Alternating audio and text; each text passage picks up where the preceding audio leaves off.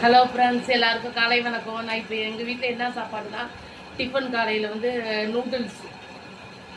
என்னென்னா இதில் வந்து கேப்சிகம், கேரட்டு, வாழைப்பழம் இத்தனையும் போட்டு, தக்காளி இத்தனையும் போட்டு நான் ஒரு நூடுல்ஸ் செஞ்சுருக்கேன் பாருங்கள்.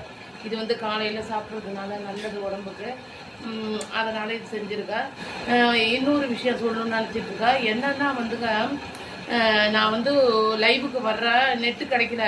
நைட்டு நெட்டு 12 மணிக்கு தான் கிடைக்கிது. நான் தெருவில் வந்து போடும்பொழுது ஒரு 3 லேடி, ஒரு 4 ஆளுங்க மாற்றி மாற்றி மாற்றி இவங்க மட்டும்தான் வராங்க என் லைவில். ஏற்கனவே நான் வந்தப்போ லைவில் வந்துட்டு நல்லா பேசுனாங்க. நல்லா 15,000 16,000 வியூஸ் போனுச்சு. எல்லாருமே வந்தாங்க.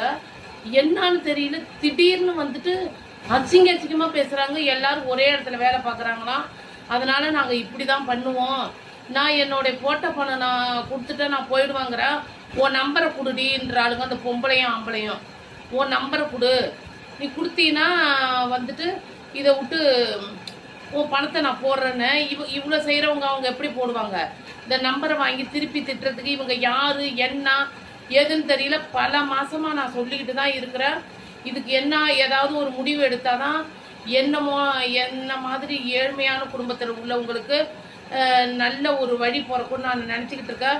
நான் க்ரைமில் கொடுக்கலான்னு பார்க்குறேன். அவ்வளோ அசேசிக்கமான வார்த்தை. நான் யார்கிட்டயும் சொல்லிட்டேன், யாருமே தடுக்கலை. இந்த ராத்திரியில் வந்து இப்படி பண்ணுறாங்க. நான் பகலில் டயத்தை மாற்றிட்டு நான் வீடியோ போடுறேன். அந்த வீடியோ போட்டாலும் மறுபடியும் அவங்க வர்றாங்க. அப்போ இவங்க எங்கே இருக்காங்க? நல்லா யோசனை பண்ணி பாருங்க. ஏன் இவங்க பண்ணுறாங்க, என்ன பண்ணுறாங்க என்னன்னு தெரியல. நான் என்னுடைய காசை செலவு பண்ணி என் கண்ணு தான் வீணாக போவோம்.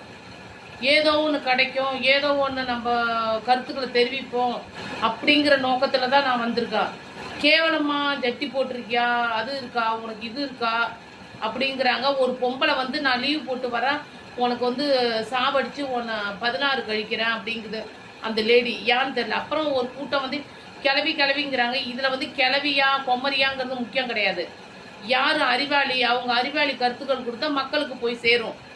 கொமரியா இருந்தால் அவங்க ரொமான்ஸ் காட்டுவாங்க. இதுதான் விஷயம். அவங்களுக்கு பிடிக்கலன்னா இளமையா உள்ளவங்கள்ட்ட போக வேண்டியதானே. அசிங்கம் உலகத்துல ஒரு கெட்ட வார்த்தை கிடையாது. இப்படிதான் பேசிக்கிட்டு இருக்காங்க.